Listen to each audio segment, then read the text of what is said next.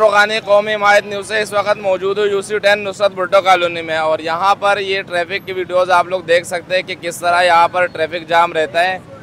पहले ये रोड बिल्कुल खुला हुआ था, यहाँ पे कोई ट्रैफिक जाम का इशू नहीं था, लेकिन इस वक्त यहाँ पे जब से नया नज़ाबाद ने फ्लाईओवर बनाया है और नीचे पतारे टेले कायम हुए और लोगों ने नाजायज़ तजावुज़ात कायम किए, तो यहाँ से जो नीचे गुजरने वाले लोग हैं भुट्टो कॉलोनी समेत दीगर इलाकों के, उन सबको शदीद मुश्किलात है।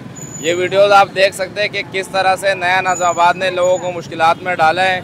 इस वीडियो को ज़्यादा से ज़्यादा शेयर करें और मुतल्लिका इदारों तक पहुँचाएँ, ख़ास तौर पे नया नज़ाबाद के मालिकान को, कि उनको पता चले कि किस तरह से नया नज़ाबाद के लोगों ने फ्लाईओवर बना के नुसरत भुट्टो कॉलोनी और दीगर इलाकों के लोगों की ज़िंदगी को मुश्किल में डाल दिया है। अस्सलाम वालेकुम भाईजान, हम लोग नुसरत भुट्टो कॉलोनी के रिहायशी हैं और यहाँ पर बहुत अज़ियत और तकलीफ़ में ज़िंदगी गुजार रहे हैं कि पूरे रोड के ऊपर पार्किंग बनी हुई है, पुल के नीचे हर जगह कोई खाने वाला, कोई होटल वाला, कोई पार्किंग, हर तरह का रास्ता बंद है। कोई गली के अंदर ना एम्बुलेंस जा सकती है, ना गाड़ी जा सकती है, ना मोटरसाइकिल जाने का भी रास्ता नहीं है। जब हम लोग उनसे कहते हैं तो वो लोग हम लोगों से लड़ रहे होते हैं और इस वजह से हम लोग बहुत अजियत में। ये पूरा का पूरा रास्ता कलंदरिया चौक से लेकर मियाँ वाली मोड़ तक सारा पार्किंग माफिया ने कब्जा करा हुआ है।